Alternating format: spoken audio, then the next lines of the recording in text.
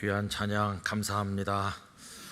우리 다시 기쁨의 찬양 그랬으니까 한때는 찬양도 부르고 그랬는데 세상에 걱정과 근심도 많고 삶에 지쳐가지고 찬송이 끊어진 이들도 있을 겁니다. 오늘 예배하는 가운데 하나님의 은혜로 우리의 찬송이 다시 회복되기를 원합니다. 영원한 천국에서 하나님을 찬양하는 그때까지 우리 영락의 성도들 걸어가는 인생길에 함께 하시기를 간절히 기원합니다. 오늘은 우리 영락교회가 교육주일로 지킵니다. 그래서 우리 교회 학교를 위해서 많이 기도하시는데 특별히 교사들을 많이 격려해 주시고 또 기도 많이 해 주시기를 부탁드리고요. 오늘 배단위 광장에 나가시면 부부 선교회하고 청년 선교회가 또 회원들을 모집하는 일을 하고 있어요. 청년 선교회 저도 가입하고 싶습니다. 근데 이미 틀렸어요. 청년 선교회는 결혼을 안 해야 가입할 수 있는데 결혼을 했으니 틀렸고, 거긴 또 45살 이하 우리 청년들이 가는 데고, 부부 선교회는 결혼을 하고 아이도 있는 그런 젊은 분들이 모이는 겁니다. 어제 영락가족 운동회가 있었는데 부부 선교회랑 다 와서 이렇게 하니까 참 보기가 좋더라고요. 여러분, 젊었을 때 주님을 열심히 섬기는 거 얼마나 귀한지 그냥 지나가지 마시고, 회감 넘은 다음에 후회하지 마시고 청년 선교회, 부부 선교회 다 가입하시기를 바랍니다. 그리고 이번 금요일부터는 장로님 기도하신 것처럼 양형주 목사님을 모시고 3번의 말씀 집회도 있고, 그리고 청년 선교 비전 행사가 시작이 됩니다. 여름에 또 청년 농촌에 가셔서 봉사하는 일 있잖아요. 이번에 우리가 드리는 헌금은 다 거기 또 쓰여지고 그렇습니다. 이번 금요일부터 이제 바자회도 오전에 하고, 그리고 또 저녁에는 말씀도 시작되는데 다들 오셔서 함께 해주시기를 부탁드리겠습니다. 주보를 보시면 다 아시지만 좀 더 잘했으면 좋겠다, 그런 마음으로 제가 다시 한번 말씀을 드렸으니까 열심히 기도하시고 참여해 주시기를 부탁드립니다. 자, 이제 오늘 말씀을 생각해야 되는데요. 오늘 읽은 마태복음 18장 1절에서 4절까지는 대개 다 익숙하게 아시는 말씀이라고 생각이 됩니다. 거기 한 가지 질문과 2가지 답이 나옵니다. 질문은 제자들이 했고 답은 늘 그렇듯이 예수님께서 하셨습니다. 그러면 이 제자들의 질문이 뭔지 우리 1절을 다 같이 읽어보도록 하겠습니다. 그때의 제자들이 예수께 나와 이르되 천국에서는 누가 크니까? 여러분, 이 질문을 좀 주의 깊게 읽으실 필요가 있습니다. 천국에서는 누가 크니까? 이렇게 물었어요. 조금 특이한 것은 이 세상에서는 누가 크니까? 라고 물은 것이 아니라 천국에서는 누가 크니까? 라고 물었다는 겁니다. 2가지 상반된 생각이 가능한데, 아니 이 제자들이 얼마나 큰 자가 되기를 생각했으면, 얼마나 큰 자가 되고 싶어 했으면 천국에 가서까지도 큰 자가 되려고 이런 질문을 하나, 이렇게 조금 부정적으로 생각할 수도 있고요. 또 하나는 그래도 이 세상에서는 열심히 주님을 섬기고 헌신하고 주님 앞에 충성하고 나중에 천국에 가서 거기서 큰 자가 되기를 원하는 거니까 참 생각이 기특하다, 이렇게 긍정적으로 봐줄 수도 있겠죠. 근데 어쨌든 이 질문의 핵심은 천국에서는 누가 큽니까? 라는 것입니다. 이 하나의 질문에 대한 예수님의 대답이 2가지인데 하나는 3절에 나오고 하나는 4절에 나옵니다. 우선 그 첫 번째 답부터 생각을 해보려고 하는데요. 3절 말씀 같이 읽으실까요? 이르시되 진실로 너희에게 이르노니 너희가 돌이켜 어린 아이들과 같이 되지 아니하면 결단코 천국에 들어가지 못하리라. 아멘. 우리가 성경을 좀 주의 깊게 읽을 필요가 있습니다. 근데 주의 깊게 읽으신 분들은 이 3절의 예수님의 답이 1절의 제자들의 질문에 대한 답이라고 하기에는 조금 안 맞다는 사실을 발견하셨을 거예요. 여러분, 제자들의 질문이 뭐였습니까? 천국에서는 누가 큽니까? 이게 질문이었죠. 근데 지금 예수님의 답은 어떻게 끝나고 있죠? 천국에 들어가지 못하리라로 끝나죠. 제자들은 누가 크냐고 물었는데 예수님은 천국에 못 들어간다, 들어간다 하는 그 문제를 말씀하고 있으니까 비슷해 보이지만 전혀 다르다는 걸 알 수 있어요. 여러분 다 이해하시는 거죠? 네, 아까 2부 때 보니까 영락교회 성도들이 다 똑똑하시더라고요. 다 잘 이해하시는 것 같아요. 그럼 예수님께서 누가 크냐고 묻는 사람들에게 이 사람이 크다, 저 사람이 크다 이렇게 대답하셔야 되는 건데 그렇게 대답을 안 하시고 왜 천국에 들어간다, 못 들어간다 이 문제를 말씀하셨을까요? 그 이유가 뭘까요? 그것은 여러분 가만히 생각을 해보세요. 천국에서 누가 큰지 그게 중요한 문제일까요? 천국에 들어가는 게 중요한 문제일까요? 그렇죠. 일단 천국에 들어간 그 다음에 뭐 거기서 누가 크던지 작던지 하는 거지, 천국에 들어가지도 못하는 사람이 천국에선 누가 클까? 이거 아무리 골똘하게 생각해 본들 그게 무슨 의미가 있겠어요? 중요한 것은 천국에 들어가는 겁니다. 천국에 들어간 다음에서야 누가 크냐 하는 주제가 나올 수 있는 거죠.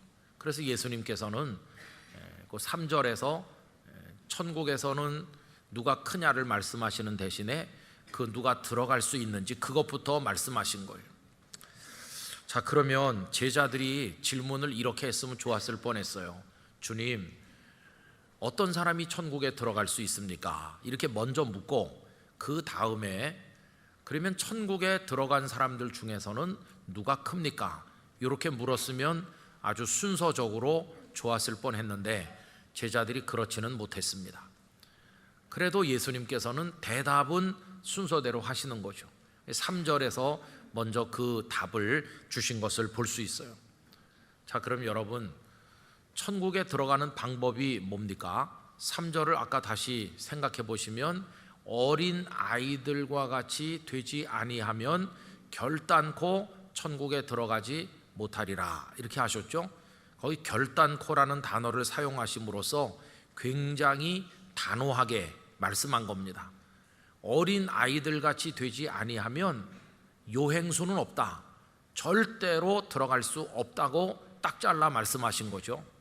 자, 이걸 뒤집어서 말하면 어린 아이들과 같이 되지 아니하면 들어갈 수 없다는 걸 긍정적인 표현으로 바꾸면 천국에 들어가기를 원한다면 어떻게 돼야 될까요?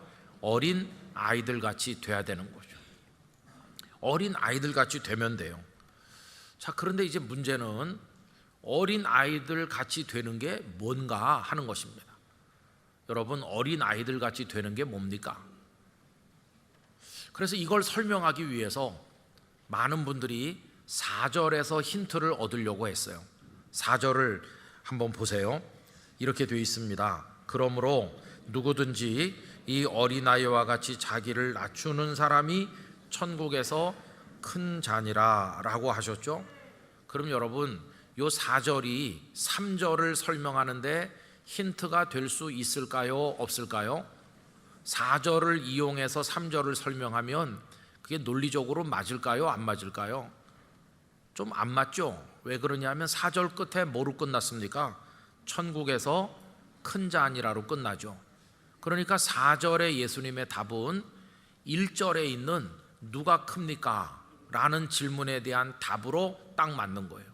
제자들이 누가 크니까 이렇게 물었으니까 여기서 어린 아이같이 자기를 낮추는 자가 크다, 1절과 4절은 이게 딱 맞는 거예요. 그렇죠? 그런데 4절의 그 말씀으로 3절을 설명하는 거는 이게 논리적으로 맞지 않는 거예요. 왜냐하면 3절은 천국에 들어가고 못 들어가는 문제인데 누가 크냐 하고는 전혀 다른 얘기잖아요. 그래서 여러분, 4절과 3절을 둘이 뭉실하게 섞어가지고 적당히 설명하는 것은 이 말씀을 정확히 이해하는데 상당히 문제가 있다는 것을 알게 돼요. 자, 그러면 4절에서 힌트를 얻어서 3절을 설명하는 게 무리가 되는 거라면 어린 아이들 같이 되는 게 도대체 뭘 말하는 거지? 이게 참 어려운 숙제로 남게 되는 거죠. 자, 그런데 여러분, 종교개혁자인 마틴 루터께서 1520년에 몇 가지 중요한 소논문들을 쓰셨습니다. 근데 그 중에 1520년 8월 달에 독일 그리스도인 귀족에게 고함이라고 하는 글을 하나 쓰셨어요. 근데 그 속에 굉장히 중요한 영적 원리들이 몇 가지 담겨 있습니다. 그 중에 하나가 그리스도인들이 성경을 어떻게 읽으며 이해하며 해석해야 되는지에 대한 원리를 가르치고 있어요. 근데 마틴 루터는 이렇게 유명한 명제를 말했습니다. 성경은 스스로 자신을 해석한다. 이게 굉장히 성경 해석에 중요한 명제입니다. 성경은 스스로 자신을 해석한다는 거예요. 다른 말로 조금 바꾸면 성경은 성경으로 해석해야 된다는 뜻이에요. 우리가 성경 말씀을 읽을 때 다 이해할 수 있는 건 아니지 않습니까? 어떤 말씀은 도대체가 무슨 뜻인지 잘 이해가 안 돼요. 그러면 무리하게 인간적인 방법으로 해석하려고 시도하지 말고 그냥 덮어놓고 내려가는 겁니다. 계속 기도하면서 말씀을 읽고 설교를 듣고 하다 보면 전혀 엉뚱한 다른 데 말씀이 이해하지 못했던 그 말씀을 깨닫게 해주는 열쇠 역할을 하는 것이에요. 성경이 성경을 해석하는 거죠. 자, 루터가 가르친 이런 원칙, 우리 교회가 성경 말씀을 해석할 때 사용했던 이 성경이 성경을 해석하는 원리를 따르자면 오늘 이 18장 3절은 도대체 성경의 어떤 구절에서 힌트를 얻으면 좋을까 생각을 해보게 되죠. 여러분, 그럴 때 예수님께서 주신 기가 막힌 말씀이 있습니다. 그게 요한복음 3장 1절 이하에 나오는 니고데모와 예수님의 대화입니다. 어느 날 밤에 산헤드린 공회 회원이면서 존경받는 랍비였던 저명한 니고데모가 예수님을 찾아왔어요. 그래서 예수님과 대화를 나눴는데 그 중에 오늘 본문을 해석하는 열쇠가 들어있다는 것을 알게 됩니다. 이제 요한복음 3장 얘기를 잠시 말씀드리려고 하는데요, 이 밤에 찾아온 니고데모가 뭔가 예수님께 하고자 하는 이야기가 있었을 겁니다. 근데 그는 본론을 꺼내기 전에 먼저 예수님을 추켜 세우는 일부터 시작했어요. 요한복음 3장 2절입니다. 그가 밤에 예수께 와서 이르되 랍비여, 우리가 당신은 하나님께로부터 오신 선생인 줄 아나이다. 하나님이 함께 하시지 아니하시면 당신이 행하시는 이 표적을 아무도 할 수 없음이니이다. 굉장히 추켜 세우는 겁니다. 니고데모 자신이 산헤드린 공회 회원으로서 존경받는 랍비인데 그런 존귀한 사람이 자기 입으로 사람들이 마구 비난하고 우습게 생각하는 예수님을 굉장히 추켜 세우면서 하나님이 함께 하시지 않으면 이런 일을 하실 수 없습니다 라면서 예수님을 랍비라고 부르잖아요. 도대체 니고데모는 무슨 얘기를 하려고 이렇게 멍석을 까는 것일까요? 여러분, 우리도 사람들 만날 때 잘 모르는 어떤 분이 오셔서 우리를 굉장히 이렇게 칭찬하면서 막 뜸을 들이면 약간 경계심이 생겨요. 무슨 얘기 하려고 이렇게 얘기하지? 이런 경계심이 생기잖아요. 근데 이 니고데모가 무슨 말을 하고 싶어 한 건지 참 궁금한데 성경엔 안 나와 있어요. 왜 그러냐 하면 그가 본론을 꺼내기도 전에 예수님께서 먼저 기습적으로 그의 심장을 찌르는 말씀을 하셨기 때문입니다. 그 예수님이 먼저 하신 그 말씀이 요한복음 3장 3절입니다. 3장 3절을 우리 화면에서 다 같이 읽겠습니다. 예수께서 대답하여 이르시되 진실로 진실로 내게 이르노니 사람이 거듭나지 아니하면 하나님의 나라를 볼 수 없느니라. 아멘. 여러분, 이 말씀을 유심히 보세요. 끝이 어떻게 끝났나요? 하나님의 나라를 볼 수 없느니라. 이걸로 끝났죠.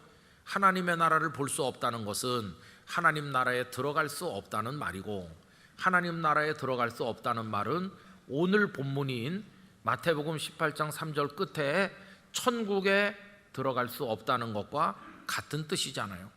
그러니까 벌써 오늘 마태복음 18장 3절하고 이 요한복음 3장 3절이 통하는 데가 있구나 하는 것을 금방 알 수 있잖아요.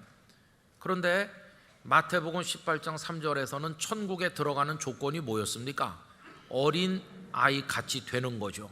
그런데 방금 읽은 요한복음 3장 3절에서는 하나님 나라에 들어가는 조건이 뭐였나요?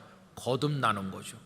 그러면 벌써 우리가 어린 아이들 같이 되는 거하고 거듭나는 거가 통한다는 사실을 금방 파악할 수 있어요.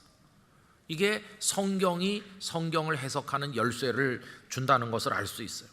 자, 그러면 거듭나는 게 뭔가? 이 개역 개정 성경은 그렇게 번역했는데 거듭난다는 말을 우리 기독교인들이나 쓰지 바깥에 나가서 말하면 무슨 뜻인지 모릅니다.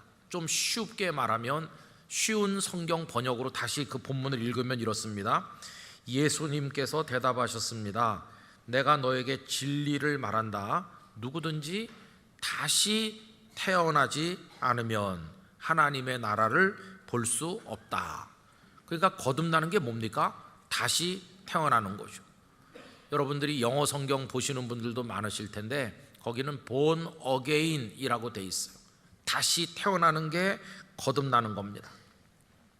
자, 그러면 이제 마태복음 18장 3절과 요한복음 3장 3절이 쫙 통하는 거예요. 이쪽에서는 어린 아이들 같이 돼야 된다고 말씀했는데 그게 뭔지 몰라서 당황하는 우리에게 요한복음 3장 3절에서 그게 거듭나는 거다 이걸 알려주시잖아요. 그러면 다시 태어나는 거, 다시 태어나면 어떻게 어린이가 되나? 여러분 아주 간단하죠.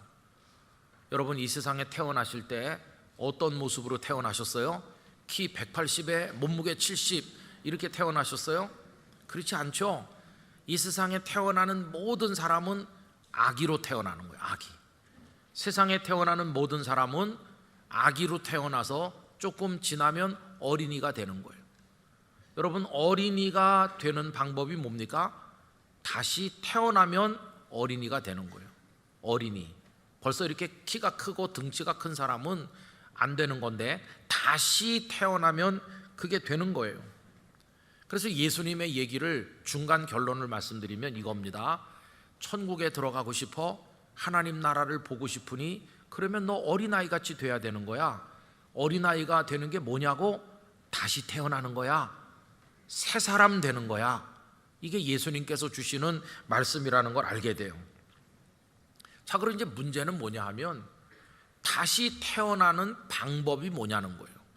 다시 태어나서 나도 어린이같이 되고 싶은데 다시 태어나는 방법이 뭐냐?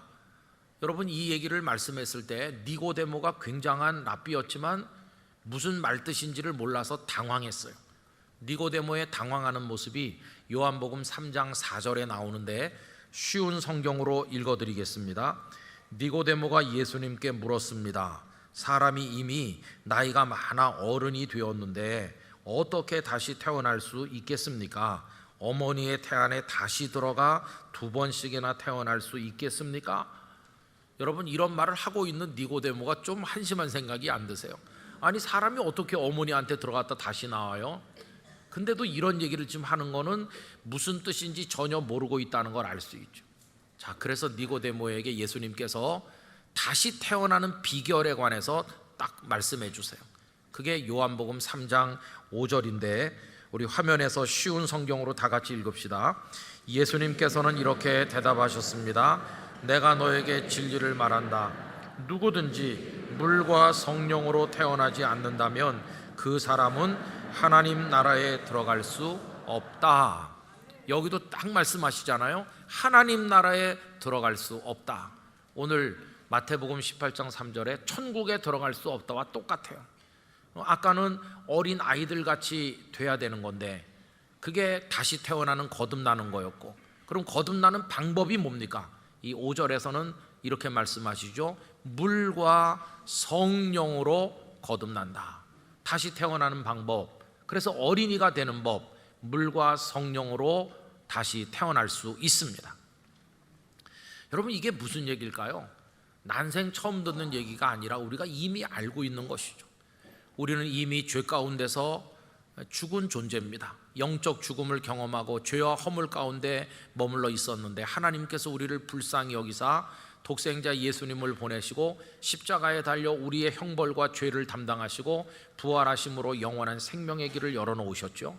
그런데 우리가 워낙 목이 곱고 완고한 사람이 돼서 우리를 죄인으로 인정하지도 않고 회개하지도 않는데, 하나님의 성령께서 우리 가운데 뚫고 들어오셔서 우리를 굴복시키시고 깨닫게 하시고 죄인이라는 걸 알고 회개하게 하시고 예수님밖에 구원의 길이 없음을 알고 예수님을 구주로 영접하게 하면서 우리를 하나님의 자녀가 되도록 만들어 주셨거든요.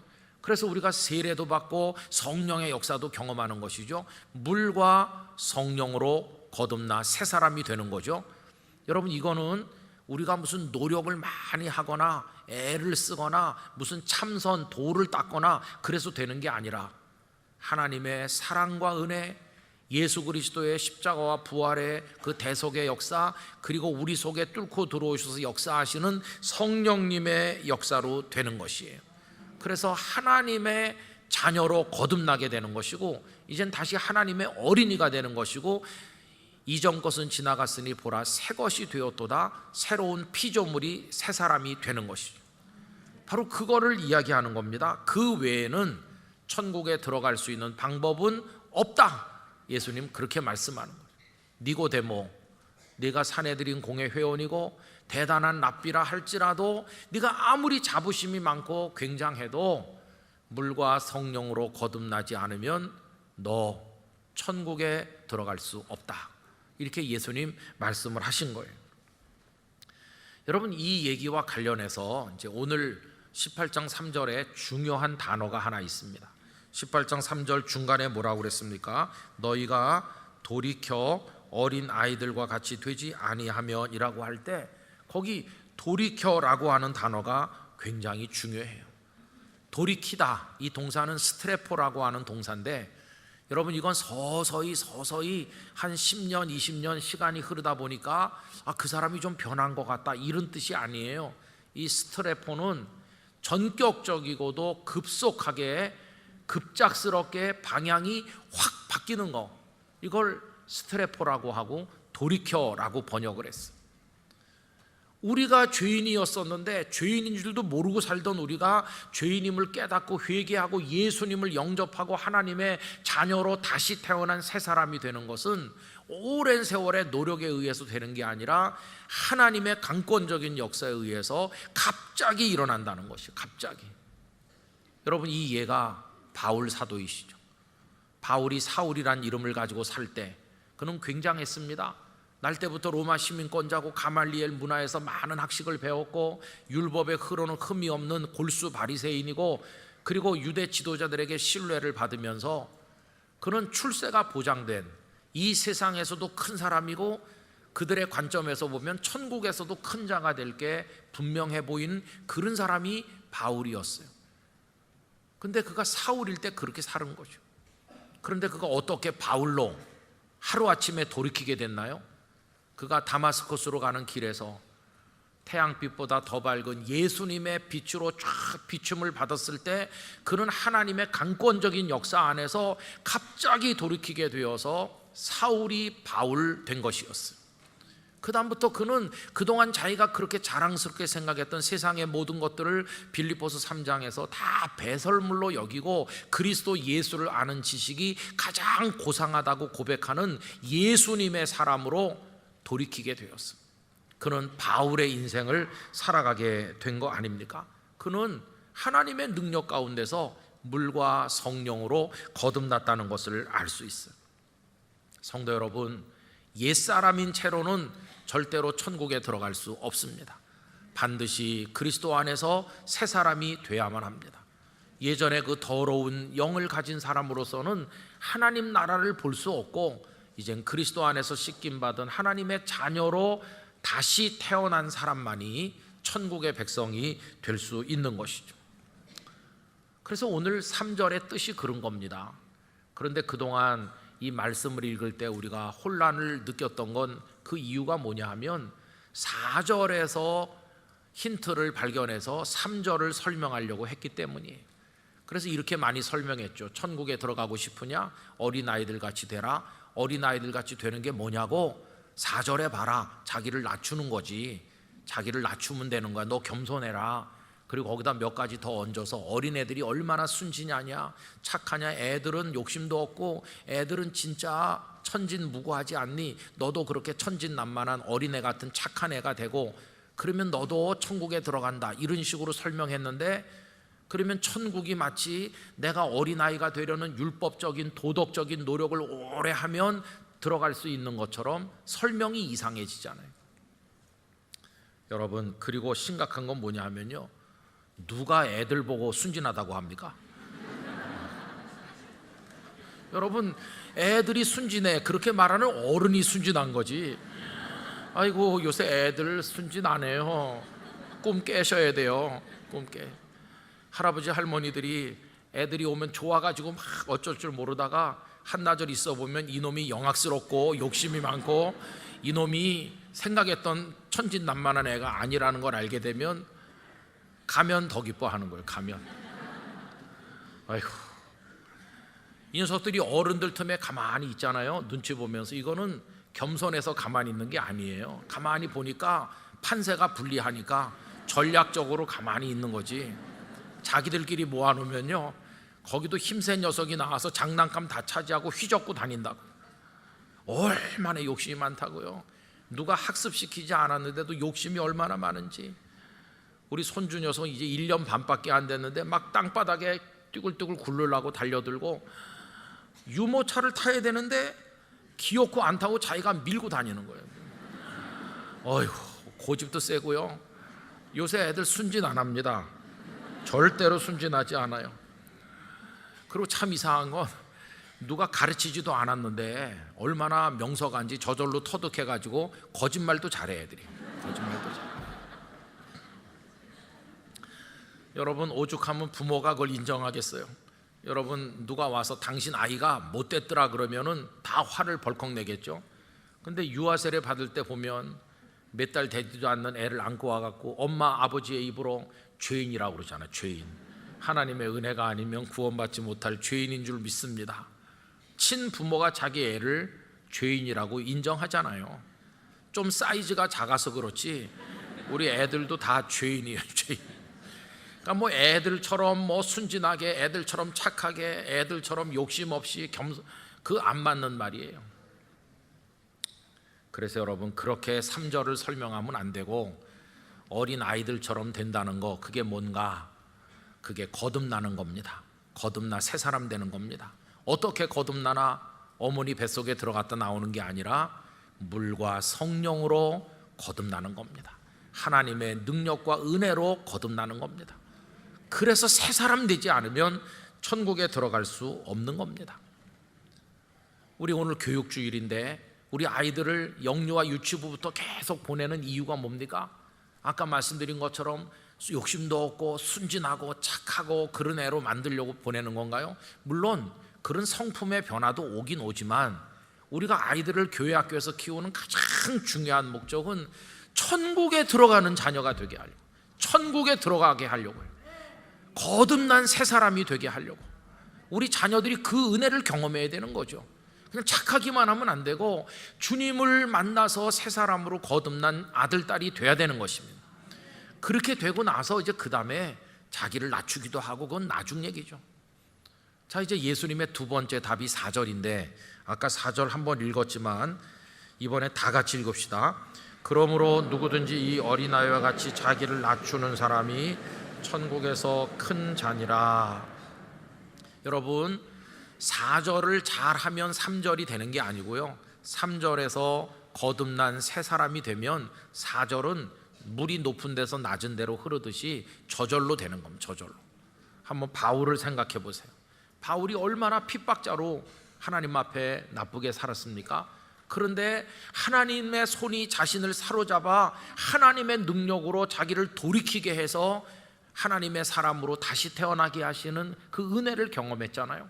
그 경험하고 나니까 누가 바울에게 낮춰야 천국에 들어가 이렇게 말하지 않았지만 그는 바싹 낮아졌어요. 모든 성도 중에 지극히 지극히 작은 나입니다. 만물의 찢기 같은 나입니다. 나중에는 죄인 중에 괴수 같은 나입니다. 이렇게 낮아지는 거예요. 여러분, 정상적으로 새 사람으로 거듭나면 누구나 다 낮아지게 돼 있어요. 자기가 얼마나 더러운 죄인인 줄 알기에, 그리고 자기가 예수님을 믿고 거듭난 게 하나님의 은혜로 됐지 자신의 노력으로 된 게 아니라는 걸 알기 때문에 누구나 다 겸손하게 낮출 수밖에 없어. 그래서 여러분, 거듭난 새 사람이 됐는데도 아직도 교만하다, 그런 말은 없는 거예요. 거듭난 새 사람이 안 돼서 그런 거지, 거듭난 새 사람이 정말 된 천국의 백성이라면 다 자기를 낮추게 돼 있어. 그게 당연한 것입니다. 당연한 거. 그래서 여러분, 자기를 낮추었기 때문에 천국에 들어가는 게 아니라 거듭난 새 사람이 되어 천국 백성이 됐기 때문에 그 결과로 자신을 낮추는 사람이 될 수밖에 없는 것입니다. 이게 영적 흐름이 그러한 것이죠. 그래서 여러분, 이렇게 말씀드릴 수 있어요. 세상의 모든 사람은 천국에 들어가는 사람과 들어가지 못하는 둘로 나눠집니다. 제3의 길은 없습니다. 천국에 들어가지 못한 사람을 다른 말로 말하면 지옥에 떨어진 사람이죠. 이 사람이 아무리 교만하고 자기를 대단하게 여겨도 지옥에 들어가고 나면 가장 낮은 불쌍한 사람이 되고 마는 것입니다. 천국 자체가 가장 비참한 낮은 자리니까요. 그러면 천국에 들어간 사람들끼리는 거기 큰 자 작은 자가 나눠질까? 물론 순교의 제물이 된 사람, 생명을 그리스도께 드린 사람들을 면류관을 씌워주시고 상급을 주실 거예요. 그런 특별한 분들이 있을 거라고 생각합니다. 그러나 기본적인 차원에서 말씀드리면 구원받아 천국에 들어간 모든 사람은 이미 그 자체로 다 존귀하게 된 것입니다. 왜냐하면 내 은혜로, 나의 노력으로, 나의 어떤 분깃으로 들어간 게 아니고 하나님의 은혜로, 하나님의 사랑으로 들어갔음을 알고 죄인인 저를 구원해 주신 하나님 감사합니다, 이렇게 이미 낮추는 사람이기 때문에 4절의 조건이 충족된 사람이고, 하나님께서는 그를 귀하게 여겨서 이리 오너라 내 아들 내 딸, 내가 너를 얼마나 사랑하는지 이렇게 우리를 영접해 주실 거니까 이미 그 자체로 우리는 존귀한 하나님의 사람이 되는 게 아니겠어요? 여러분, 우리 영락교회에서 자라나는 어린 세대들이 다 천국의 백성이 되기를 축원하고, 그들이 그로 인해 성품의 변화도 가져와서 하나님 앞에서나 사람 앞에서 겸손한 사람이 되기를 간절히 원합니다. 영락교회는요, 하나님의 어린이들이 모인 교회가 돼야 되는 것이에요. 우리 다 새 사람 된 이들로 하나님 안에서 다시 태어난 거듭난 사람들이 영락교회 울타리 안에 모여서 하나님을 높이고 찬송하고 우리 다 같이 어깨동무를 하고 사랑하면서 하나님의 복음을 위해서 걸어가는 것이에요. 여러분, 우리 영락교회가 그런 교회가 되기를 간절히 원합니다. 우리 같은 죄인에게 하나님의 은혜가 임한 날, 주의 말씀이 내게 임한 날, 얼마나 기쁘고 감사한 구원의 날입니까? 찬송을 부르면서 우리 평생을 거듭난 새 사람으로 하나님 안에 행복하게 살고 우리 자녀들도 다 그 은혜를 얻게 되기를 간절히 축원합니다. 기도하겠습니다. 오 거룩하신 아버지 하나님, 저희들을 예수 그리스도 안에서 거듭난 다시 태어난 새 사람 되게 하사 천국에 들어가는 백성이 되게 해주심을 감사드립니다. 이제 저희 자녀들도 교육부 안에서 그런 은혜를 얻도록 양육되게 하시고, 우리 영락교회는 하나님의 다시 태어난 어린이 같은 사람들이 모인 아름다운 교회가 되게 해 주시옵소서. 예수님의 이름으로 기도드리옵나이다. 아멘.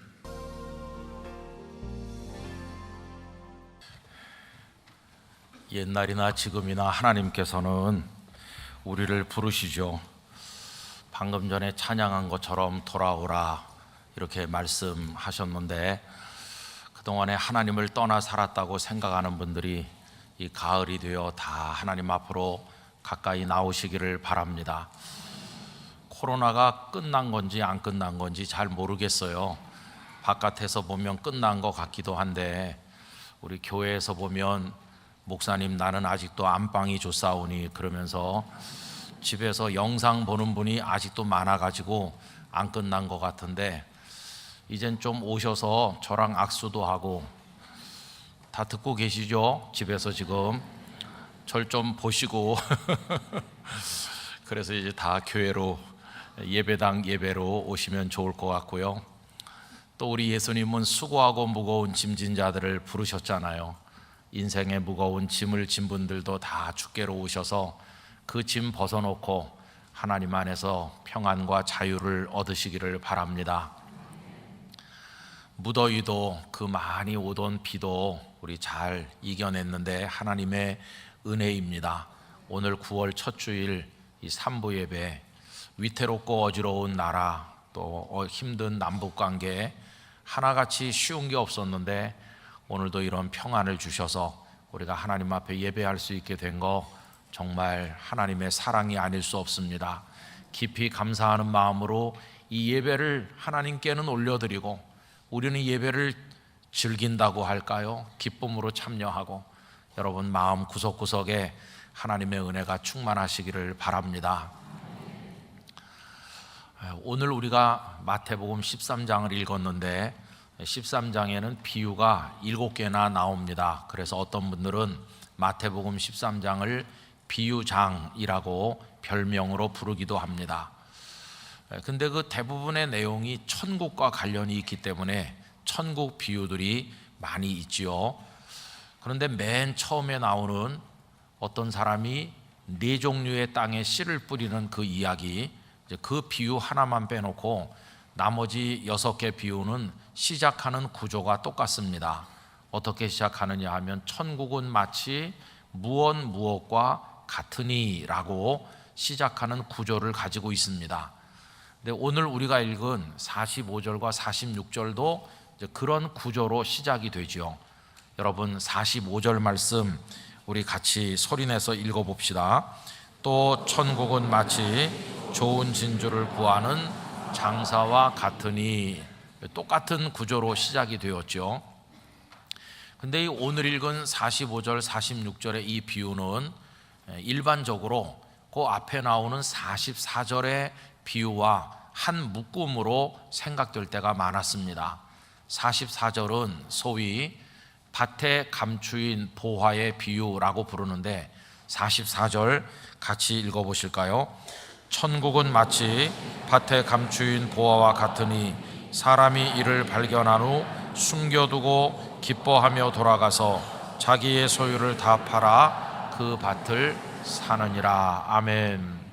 그 시작되는 부분을 보면 천국은 마치 밭에 감추인 보화와 같다고 그랬으니까 이 비유에 이름을 붙일 때 밭에 감추인 보화의 비유 이렇게 붙이는 게 적절해 보입니다. 이 비유의 의미를 성도님들이 다 익숙하게 이미 알고 계실 겁니다. 44절의 비유를 어떻게 이해하고 계십니까? 이런 식으로 설명해 왔죠. 천국은 밭에 감추인 보화와 같은 거다.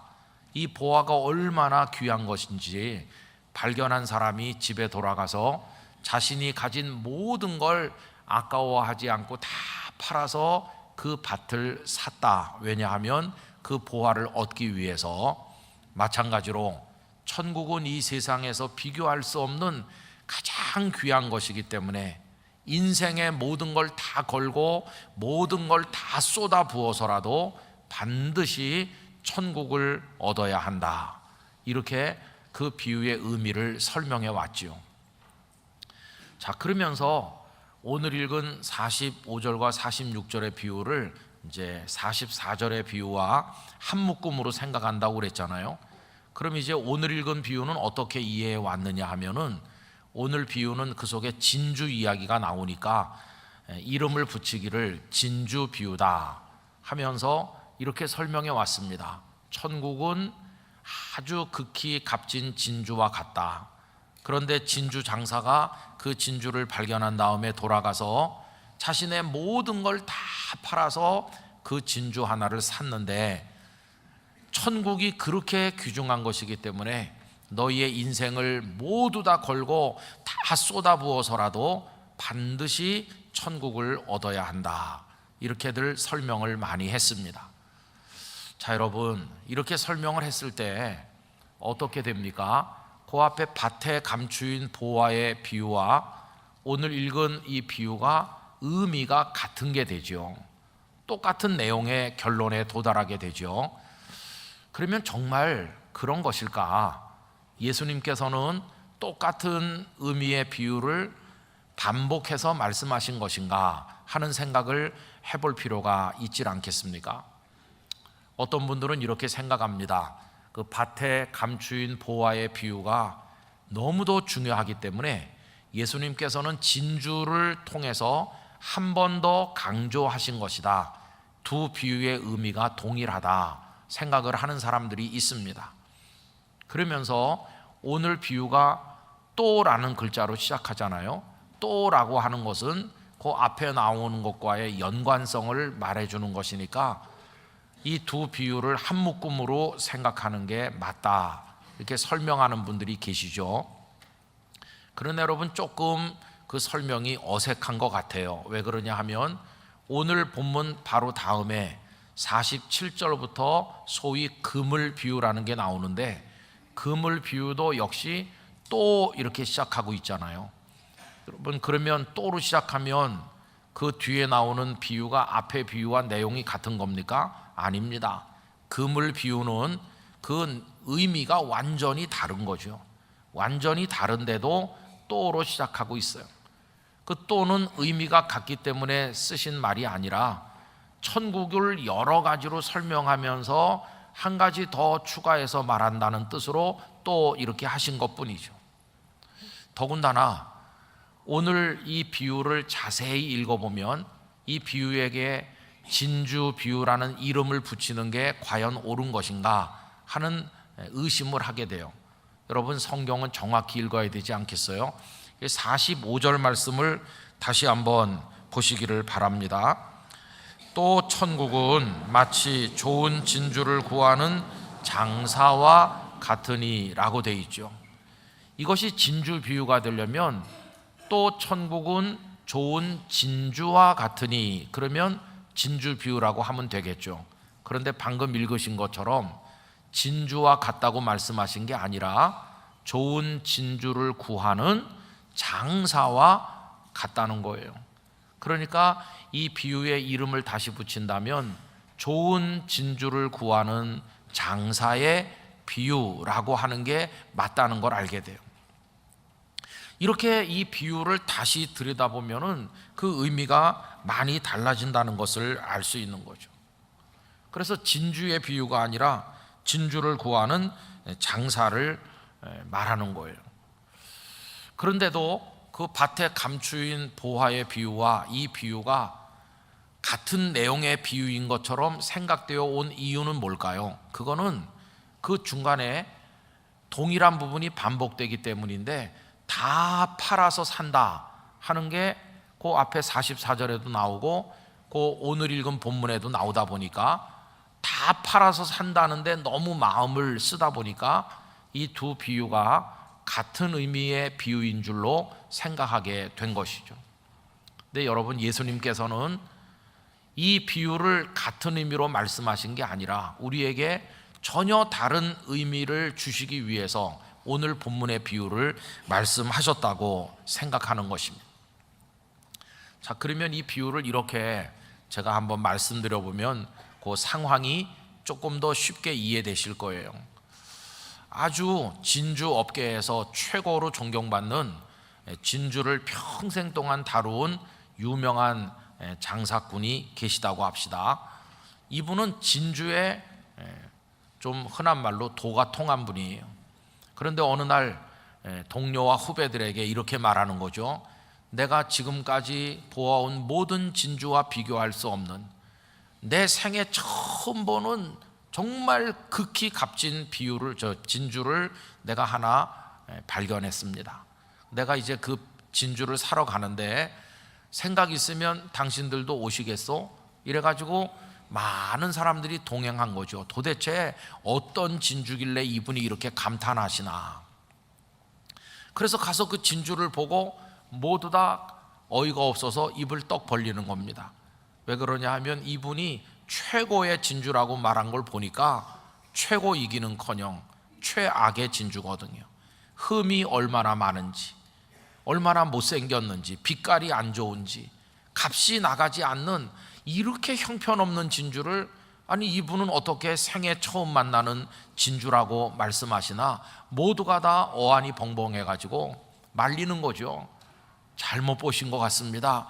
이거는 가치가 없는 겁니다. 이렇게 다 한마디씩 건의를 했어요. 그런데 타의 추종을 불허하는 권위를 가진 이분이 그들의 말에 귀를 기울이지 않고 자신의 모든 걸 다 쏟아부어 가지고 그 볼품없는 진주를 사는 걸 보고 다른 사람들이 다 실망해서 돌아가는 겁니다. 아니, 이분이 이제는 판단력이 흐려지셨나? 옛날 그분이 아니시네. 이분이 오늘 무슨 일을 하시는 거야? 그러면서 다 뿔뿔이 흩어져 가는 거죠. 그런데 마음 깊이 이분을 존경하는 한 사람이 끝까지 남아서 조용히 여쭤보는 겁니다. 어르신, 우리 생각으로는 이해가 안 됩니다. 이 진주가 정말 형편없는 것 같은데 어떻게 최고라고 하시면서 모든 걸 쏟아부으실 수 있습니까? 이렇게 여쭈니까 그분이 빙그레 웃으면서 이렇게 말하는 거죠. 자네 말이 다 맞지. 이 진주는 형편없네. 값이 하나도 없어. 자네들 말이 정확해. 내가 이걸 왜 몰랐겠나? 나도 너무도 잘 알고 있지. 그런데 내 마음을 내가 속일 수가 없어. 이게 형편없는 진주인데 자꾸만 불쌍한 생각이 들어. 내가 이거 사주지 않으면 누가 사겠나? 발에 밟혀서 천대받고 무시당할 진주라는 걸 내가 알기 때문에 나라도 사주자. 내가 이 진주를 불쌍히 여기는 마음, 사랑하는 마음이 생겨서 사랑하기 때문에 샀네. 다른 이유가 없어. 그냥 사랑하기 때문에 나의 모든 걸 걸어서 샀네. 이렇게 대답을 하는 거죠. 그러면 그 얘기를 듣는 사람이 반론을 제기할 수 있을까요? 여러분, 사랑하기 때문에 샀다고 말하는 그 순간 모든 다른 이야기는 거기서 끝나는 겁니다. 어떤 말도 필요가 없어요. 사랑하기 때문에 샀다는데 무슨 말을 거기서 할 필요가 있겠습니까? 여러분, 사랑 앞에서는 어떤 논리도 옳고 그름을 따지는 변론도 다 무색해진다는 걸 알 수 있지 않습니까? 자, 그러면 그 앞에 44절에 밭의 감추인 보화를 위해서 그 밭을 통째로 산 그 사람은 사고 난 이후에 마음이 어떨까요? 후회를 많이 할까요? 아니면 너무도 기뻐서 날마다 춤을 출까요? 이 사람은 조금도 후회가 없죠. 야, 내가 모든 걸 다 팔아서 이 밭을 사길 너무 잘했어. 이 밭에 묻혀있는 보화를 생각해보면 내가 잠이 안 와. 이 사람 너무나 행복하죠. 여러분, 그 보화가 바로 천국이라고 그랬잖아요. 천국을 얻은 사람 절대 후회가 없을 줄 믿습니다. 천국은 기쁨의 나라요. 그 천국을 얻었다는 것 때문에 춤추게 만드는 나라, 바로 천국이죠. 천국은 결코 우리를 후회하게 만들지 않는 나라인 것입니다. 오늘 3부 예배 함께하는 모든 분들이 이 천국을 얻게 되시기를 축복합니다. 자, 그러면 진주를 산 이 진주 장사는 사고 난 이후에 어떻게 됐을까? 후회 막급이다. 이렇게 형편없는 걸 위해서 나의 모든 걸 쏟아부었구나 라면서 가슴을 칠까요? 아닙니다. 그도 역시 계속 그 진주를 볼 때마다 행복합니다. 왜 그러냐 하면 못생겼어, 색깔이 형편없어, 빛이 안 나, 그리고 흠이 너무 많아. 그렇지만 나 행복하다. 왜냐하면 너를 사랑하기 때문에, 너를 볼 때마다 참 사길 잘했어 이렇게 생각한단다. 그러면서 그 못생긴 진주를 보면서 그 진주 장사도 여전히 행복하다는 것이, 여러분, 이 비유 속에 담겨 있는 이야기가 바로 그렇게 된 것을 이해할 수 있는 것이죠. 못생기고 형편없는데 사랑하는 거, 여러분 인생을 살다 보면 경험하실 겁니다. 제 아버님과 어머님께서 11년 전에 9년 전에 차례차례 다 별세하셨습니다. 하나님 나라로 가시고 나니까 이제 남기신 짐들을 정리를 해야 되는데 어머니 몫으로는 어머니께서 손수 만들어서 집에서 주로 즐겨 입으시던 옷을 하나 남겼어요. 어머니의 채취가 느껴지는 것이죠. 그런데 저희 집안의 여성들께서는 그걸 입기에는 조금 다 커요. 그래서 자그마한 어머니 옷을 물려받아 입을 사람이 아무도 없어요. 그래서 그 어머니 옷을 잘 가지고만 있는 거죠. 가끔씩 만져보기도 하고 어머니를 만지는 마음으로 그렇게 보관하고 있고, 근데 아버님 옷은 좀 달라요. 아버님은 저랑 체형이 같으시고 굉장히 이렇게 건강한 체질이셨거든요. 그래서 아버님 남기신 옷은 그래도 몇 개 제가 보관해 놨어요. 근데 걸어놓기만 한 게 아닙니다. 아버님 옷은 저한테 딱 맞아요. 그래서 제가 이렇게 철바뀌는 계절에 아버님이 즐겨 입으시던 잠바를 제가 자주 입고 동네에 나갈 때가 많아요. 낡았죠. 낡았어요. 그렇지만은 그걸 왜 낡은 걸 버리지 않고 입나? 여러분, 그걸 입는 마음은 꼭 아버지를 입는 것 같아요. 아버지가 저를 꼭 감싸는 것 같아요. 거기서 아버지의 사랑을 느끼면서 그 잠바를 즐겨 입는 거죠. 여러분, 그건 낡았다고 버려라. 버릴 수 있나요? 버릴 수 없죠. 그 낡은 거 값이 얼마나 나가냐? 값을 매길 수가 없죠. 여러분, 누가 그건 나한테 파세요 그러면 내가 돈을 정해줄 수 있나요? 값을 매길 수 없죠. 왜냐하면 그건 사랑이기 때문에 값으로 매기거나 평가할 수가 없는 거 아니겠습니까? 여러분, 바로 그런 거예요. 사랑하면 흠이 많아도 귀해 보이고, 연약해도 사랑스럽고, 못났어도 귀하게 여겨지는 거 아닙니까? 오늘 이 진주를 사는 극히 값진 진주다 하지만 형편없는 진주인데도 그 진주를 다 팔아 사는 진주 장사의 마음이 그와 같다는 사실을 우리가 알아야 될 것입니다. 자, 그러면 형편없는 진주를 극히 값진 진주라고 하면서 다 쏟아부어 사는 이는 도대체 누군가? 여러분, 우리 아버지 하나님이십니다. 그러면 흠투성이 빛깔도 안 좋고 형편없는 진주는 누군가? 바로 저요, 오늘 예배하는 성도님들이십니다. 우리는 형편없는 죄인이었어요. 우리는 희망 없는 죄인입니다. 그런데 하나님 아버지께서는 우리를 극히 값진 진주처럼 사랑의 눈으로 보아주시고 우리를 사신 거예요. 우리를 구원하신 겁니다. 그러면 그 하나님께서 우리를 사기 위해서 다 팔았다고 그랬는데 무엇을 파셨나? 독생자 예수님을 팔아서 우리들을 사신 것이에요. 그 예수님을 버리듯 파시고 우리를 사들인 그 현장이 어딘가? 거기가 바로 십자가, 바로 그 자리였어요. 거기서 하나님께서는 우리를 사신 것이죠. 종교개혁자인 마틴 루터께서 95개 조항을 내걸고 종교개혁의 깃발을 든 게 1517년이죠. 그런데 그로부터 2년 후 1519년에 갈라디아서 강해를 써서 펴냈습니다. 근데 그분이 갈라디아서를 설명하면서 3장 13절 앞부분을 이제 설명하는데 3장 13절 이런 내용이죠. 그리스도께서 우리를 위하여 저주를 받은 바 되사 율법의 저주에서 우리를 속량하셨으니.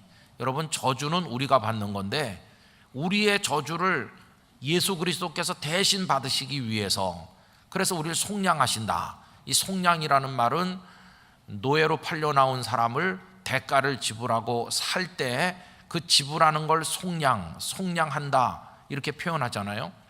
이 규절을 설명하면서 루터가 사용한 표현이 있어요. 그 독특한 표현은 이겁니다. 하나님은 즐거운 교환을 하셨다. 후렐리허 벡셀이라고 독일말로 얘기하는데 즐겁게 바꾸셨다는 거예요. 이게 무슨 얘기냐 하면 하나님의 아드님이 사람의 몸을 입고 죄인처럼 이 땅에 오셔서 죄인인 우리가 가지고 있는 악하고 더러운 모든 것을 다 가져가시고 그 대신 당신 속에 있는 귀하고 아름다운 걸 우리 속에 넣어주셨다는 거예요. 바꾸셨다는 거예요. 그러면서 갈라디아 2장 20절이 이루어졌다 이렇게 설명했어요. 갈라디아서 2장 20절, 그런즉 이제는 내가 사는 것이 아니요 오직 내 안에 그리스도께서 사시는 것이라, 이런 대목이 나오잖아요. 겉으로 보면 우리가 기마무게 바가무게로 살고 있죠. 그런데 우리 속에 있던 죽음, 저주, 죄악, 모든 고통, 이거 다 예수님께서 가져가시고 우리 안에 예수님의 것을 넣어주셨는데 생명, 의, 평안, 기쁨을 우리 안에 바꿔서 넣어주셨다는 거예요. 그래서 이제는 우리가 사는 것처럼 보이지만 우리 안에 사시는 분은 우리 그리스도 주님이시다, 이거를 설명하였어요. 이게 즐거운 교환인데, 여러분 시간이 좀 지난 다음에 칼빈 선생은 그 유명한 기독교 강요 제4권 17장 2절에서 이 교환이라고 하는 걸 다시 설명하고 있어요.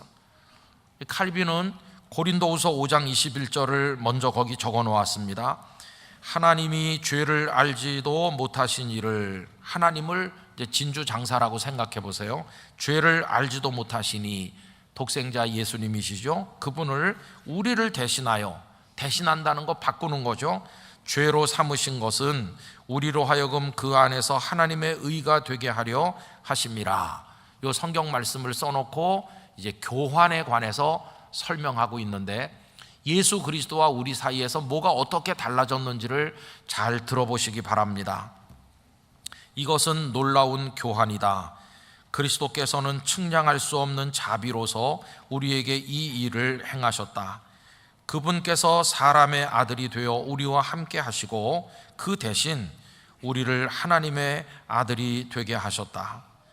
그분은 땅에 오시고 우리는 하늘로 올라가도록 준비하셨다. 당신께서는 죽으시고 우리는 살게 하셨다. 당신께서는 연약해지시고 우리는 강하게 만드셨다. 당신께서는 가난하게 되시고 당신의 부유함으로 우리를 채우셨다. 당신께서는 무거운 죄책을 짊어지시고 우리에게는 당신의 의를 주셨다. 이렇게 그 교환을 설명했어요. 여러분, 하나님 아버지께서 독생자 예수님을 내버리시듯 내놓으시고 그리고 우리를 사신 거예요. 바꾸신 거예요. 그런데 이게 억지로 고통 가운데 이루어졌는가? 하나님께서는 즐겁게 교환하셨다는 거예요. 어떻게 그걸 즐겁게 하실 수가 있나? 그 형편없는 진주를 막 즐겁게 사는 진주 상사처럼 어떻게 그렇게 하실 수 있나? 이유는 하나, 사랑하기 때문에. 사랑하기 때문에 즐거워하면서 사셨고 교환하셨다고 이야기하는 거죠. 십자가에서 이루어진 이 교환이야말로, 이 거래야말로 이 세상이 생긴 이후에 가장 어리석은 거래이며 가장 놀라운 사랑의 근거에서 이루어진 거래라는 것을 알 수가 있는 것이죠. 여러분, 하나님은 그래서 마치 어리석은 장사꾼처럼 사랑으로 거래하신 우리의 아버지이심을 깨닫게 되는 것입니다. 이걸 생각해 보면 우리가 받은 하나님의 사랑이 얼마나 놀라운 것인지 말로 다 할 수가 없어요. 여러분, 우리가 예배하러 하나님 앞에 나올 때마다 이 감격, 이 감사를 가지고 하나님을 찬송하시기를 바라는 것입니다. 일평생 하나님을 찬송하고 일평생 하나님께 감사해야 마땅한 줄로 생각합니다. 그런데 여러분, 참 놀라운 것은 이 즐거운 교환이 지금도 계속되고 있다는 겁니다. 하나님께서는 우리를 계속해서 부르시면서, 아까 찬양대 가사처럼 우리를 부르시면서 와서 지금도 바꿔가라, 이렇게 말씀하신다는 겁니다. 여러분, 그 이야기가 이사야 55장 1절이라고 생각하는데 우리 다 같이 함께 읽어보도록 합시다. 오라, 너희 모든 목마른 자들아 물로 나아오라. 돈 없는 자도 오라. 너희는 와서 사 먹되 돈 없이 값 없이 와서 포도주와 젖을 사라. 아멘. 참 이상한 얘기입니다. 맨 끝에 단어가 사라 했어요. 살려면 뭐 돈이 있어야 되잖아요. 그런데 돈 없이 값 없이 와서 포도주와 젖을 사라는 겁니다. 아니, 이게 문장이 형성이 안 되는 거예요. 살려고 할 때는 뭐 내놓을 게 있어야 되는데 괜찮다, 아무것도 없어도 괜찮으니까 와서 살아. 이게 말이 형성이 안 되잖아요. 그래서 사람들은 이 말을 이해하지 못했어요. 뭐 공짜라고? 공짜인데 뭘 사? 근데 사라고? 아, 이건 말이 안 되는 거야. 공짜 좋아하다 죽는 수가 있어. 그러면서 사람들은 하나님의 이 말씀에 귀를 기울이지 않게 된 거죠. 아닌 게 아니라 사람이 이 땅에 살게 된 이후로 여러분, 모든 경제관계 거래라는 것은 주기도 하고 받기도 하는 교환이잖아요. 그걸 교환함으로써 뭔가 내게 조금이라도 이익이 되던가 뭐 유익이 있어야 거래하는 거 아닙니까? 이 경제 원리가 무시되는 거래는 이 세상엔 없는 거예요. 다 거래를 할 때는 이게 되는 건데, 이게 없이 돈 없어도 괜찮고 값 없어도 괜찮고 그냥 와서 사라고 하는 게 말이 안 되잖아요. 그런데 어느 날 새벽 제가 성경 말씀 이거 읽다가 인생들이 만드는 경제 원리는 주고받는 거고 이익이 있어야 사고 파는 거지만, 하나님이 만드신 천국의 경제 원리는 돈 없이 값 없이 사는구나, 새로운 원리를 하나님은 은혜로 만드셨구나, 이걸 깨닫게 됐어요. 그런데 이제 그 같은 날인데 제가 지난 7월 달에 뉴스를 보고요, 참 흥미로운 걸 발견했어요. 여러분, 세종대학교 물리천문학과에서 강의하는 최규현 교수라는 분이 계신데, 이분이 이런 걸 발견했대요. 저는 모르고 말씀드리는 건데 들으시는 분은 얼마나 아시는지 잘 모르겠어요. 집에 가서 한번 연구해 보시길 바라고, 하여튼 제가 뭔가 느낌은 있었어요. 거기 나와 있는 기사는 이런 겁니다. 장주기 쌍성이 궤도 운동을 할 때 뉴턴 역학이 무너지는 걸 발견했다. 잘 이해되세요? 하여튼 저는 말씀드렸으니까 집에 가서 한번 연구해 보세요. 여러분, 그러면서 거기 붙어있는 설명이 또 뭐가 있냐면은, 이 우주 과학자들은 우주의 생성 과정을 설명하면서 거기 암흑 물질이라는 게 있다고, 지금도 존재한다고 생각을 했다고 하는데 그게 정설이래요. 암흑 물질이 있다. 그런데 이 교수님의 발견으로 인해서 암흑 물질은 존재하지 않는다는 게 드러났다는 거예요. 근데 과학의 문외한인 제가 가슴에 뭔가 느낌이 왔다는 건 이겁니다. 그 밑에 뭐라고 설명이 붙어 있느냐 하면, 이 발견은 경천동지할 발견인데 진리 중에 진리라고 생각했던 뉴턴의 역학, 쉽게 말하면 만유인력 이런 거, 우리가 진리 중에 진리라고 생각하는데 그게 통하지 않는 영역이 있다는 걸 발견한 거고, 300년 만에 그게 무너진 거고, 그 다음에 100년이나 지속되어 왔던 일반 상대성 이론이 수정되지 않으면 안 된다는 걸 이분이 발견해냈다는 거예요.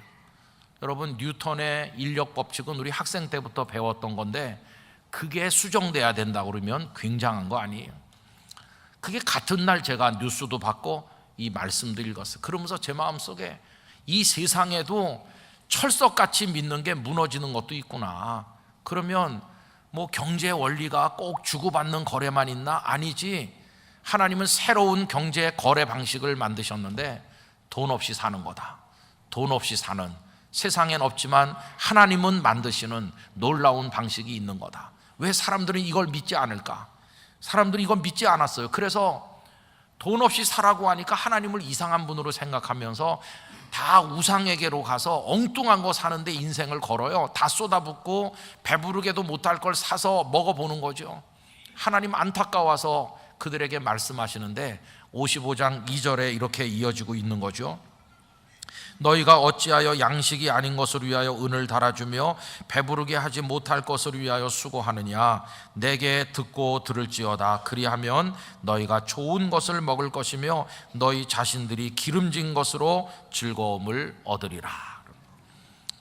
오늘 이 예배를 드리면서 성도님들에게 드리는 말씀은, 지금도 이 즐거운 거래를, 사랑의 거래를 하나님은 원하고 계시니 우리 모두 하나님께 나가서 바꾸시기를 말씀드리는 것입니다. 지금도 그 거래를 계속 하실 수 있음을 알려드리는 것이. 여러분, 맨 끝에 포도주와 젖을 거저 가져가라 이렇게 말하면 말이 돼요, 그죠? 돈 없고 값 없는 사람은 포도주와 젖을 가져가라 그러면은 문장이 잘 되는데 왜 하나님은 그걸 말이 안 되게 사라는 단어를 썼을까요? 그 이유가 뭘까요? 그건 이겁니다. 너 돈 없지, 너 값 없지, 다 알고 있어. 그렇지만 네가 나를 믿고 내게로 와서 하나님 저 사고 싶어요 라고 말만 하면 내가 그걸 대가를 받은 줄로 인정해 줄 테니까 와라, 와서 사라, 이렇게 말씀하시는 거예요. 여러분, 이 가을에 우리가 하나님께서 벌려놓으신 그 자판 하나님의 은혜의 보좌 앞으로 나가길 바랍니다. 하나님 앞에 가보면 아름다운 것들이 많이 쌓여져 있어요.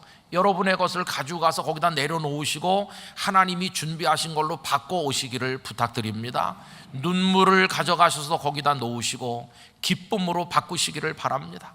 아픔을 가져다 거기다 놓으시고 하나님의 치유를 바꿔서 가져오시길 바랍니다. 거기 절망이라는 거 하나님 앞에 가져다 내려놓으시고 그 대신 소망을 바꿔 오시기를 바랍니다. 궁극적으로는 죽음을 하나님 앞에 가져다 놓고 생명을 바꿔서 오는 것이죠.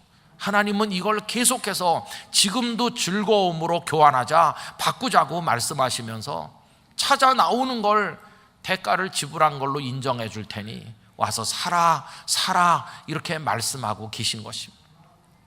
어떤 아픔, 어떤 눈물, 어떤 외로움, 어떤 절망, 어떤 죽음 같은 힘든 상황 속에 있든지 이 가을에 우리 성도님들이 다 가지고 나가 거기다 쏟아놓고 기쁨과 감사함으로 하나님이 주시는 은혜의 선물들을 받고 오시기를 바랍니다.